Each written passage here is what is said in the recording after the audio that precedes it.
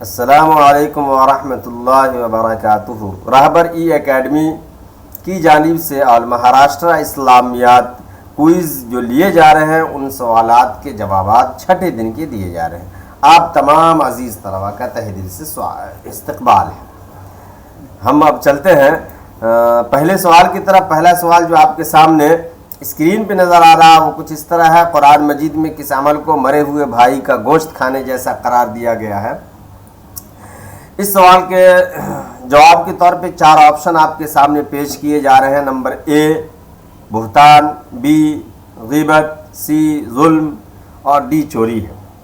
یہ چاروں کے چاروں جو آپ کو بطور آپشن دیے گئے ہیں یہ اگرچہ تمام گناہ کبیرہ ہے، بہتان بھی، غیبت بھی، ظلم بھی، چوری بھی، یہ سب کے سب گناہ کبیرہ ہے۔ البتہ آپ کے اس سوال کا جواب بی ہے، یعنی غیبت۔ تھوڑا سا میں بہتان اور غیبت میں فرق بتاتا چلوں کہ بہتان اس عمل کو کہتے ہیں کہ اگر کسی شخص کے اندر کوئی برائی موجود نہیں ہے اور اس کے تعلق سے دوسروں کے سامنے بتانا کہ فلاں آدمی ایسا ہے ویسا ہے یا فلاں شخص کے اندر یہ عیب موجود ہے، یہ بہتان ہے۔ اور اگر کسی شخص کے اندر کوئی برائی موجود ہے، کوئی عیب موجود ہے تو اس عیب کا، اس برائی کا تذکرہ کسی اور کے سامنے اس کی عدم موجودگی میں کرنا، یہ غیبت ہے۔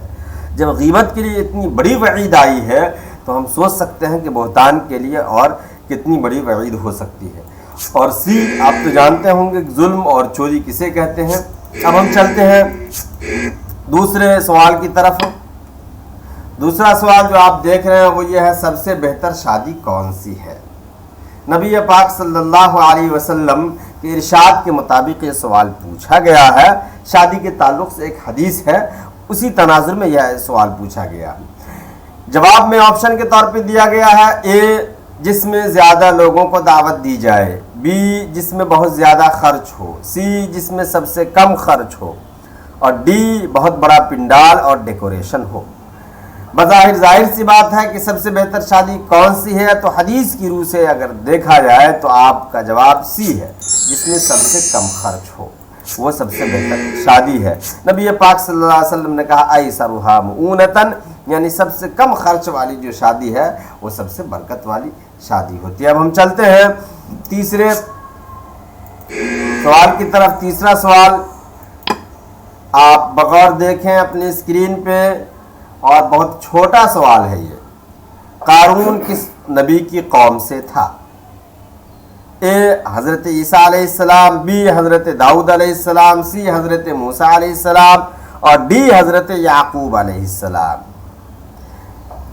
سب سے پہلے ہم یہ جانتے ہیں قارون کون تھا۔ قارون کے بارے میں آپ کے اسکولوں میں دینیات کی کتاب میں 9th کی کتاب میں ہے، قارون کا ذکر ہے۔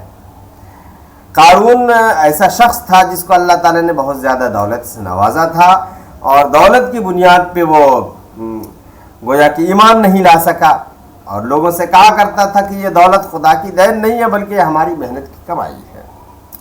تو اللہ تعالیٰ نے اس کو بطور سزا اس کی دولت سمیت اسے زمین میں دھسا دیا۔ ہمیں سوال جو یہاں پوچھا گیا قارون کس نبی کی قوم سے تھا، تو سوال اے ہے حضرت عیسیٰ علیہ السلام، بی ہے حضرت داؤد علیہ السلام، مگر آپ کا جواب سی ہے حضرت موسیٰ علیہ السلام۔ حضرت موسیٰ علیہ السلام کی قوم سے تھا۔ وَكَانَ قَارُونَ مِن قَوْمِ مُوسَىٰ فَبَغَىٰ عَلَيْهِمْ۔ قارون جو ہے موسیٰ علیہ السلام کی قوم سے تھا، قرآن میں ذکر ہے۔ موسیٰ علیہ السلام کے خلاف بغاوت کیا اور فرعونیوں سے جا کر کے مل گیا تھا۔ اب ہم چلتے ہیں چوتھے سوال کی طرف۔ چوتھا سوال ہے: جس سینے میں قرآن کا کوئی حصہ محفوظ نہ ہو اسے پیارے نبی حضرت محمد صلی اللہ علیہ وسلم نے کیا کہا؟ اے مفلس کا گھر، بی ویران گھر، سی شیطان کا گھر، ڈی بے رنگ گھر۔ 4 آپشن آپ کے سامنے۔ نبی پاک صلی اللہ علیہ وسلم نے کہا کہ وہ سینہ جس میں قرآن کریم کا کوئی حصہ موجود محفوظ نہ ہو وہ سینہ ویران گھر کی طرح ہے، اور آپ کا جواب بی ہے۔ نہ مفلس کا گھر ہے نہ شیطان کا گھر۔ یہ الگ بات ہے جو قرآن سے دور ہو اس کے دل میں شیطان بس جائے، وہ الگ بات ہے، لیکن آپ کا جواب ویران گھر ہے۔ اب آگے چلتے ہیں क्वेश्चन नंबर 5 की तरफ, सवाल नंबर 5 की तरफ देखते हैं। कौन सी चीज तमाम अमाल को बर्बाद कर देती है? तो ये यहाँ भी आप देखिए ऑप्शन के तौर पे 4 बुराइयों का जिक्र है, 4 गुनाह कबीरा का जिक्र है। कौन सी चीज तमाम अमाल को बर्बाद कर देती है? तो number A शिर्क, number B गीबत, number C चोरी और नंबर डी बुहतान। यानी ये 4 गुनाहों का जिक्र है।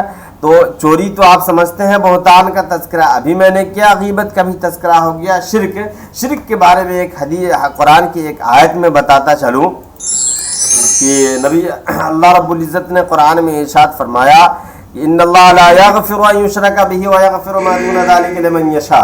जिसने अल्लाह के अलावा किसी और को भी खुदा मान लिया तो अल्लाह ताला इस अमल को बर्दाश्त नहीं करेगा, माफ़ नहीं करेगा, उसके बाद दुनिया के तमाम गुनाहों को माफ़ कर सकता है। तो शिर्क एक ऐसा अमल है जो तमाम अमाल को बर्बाद कर देगा।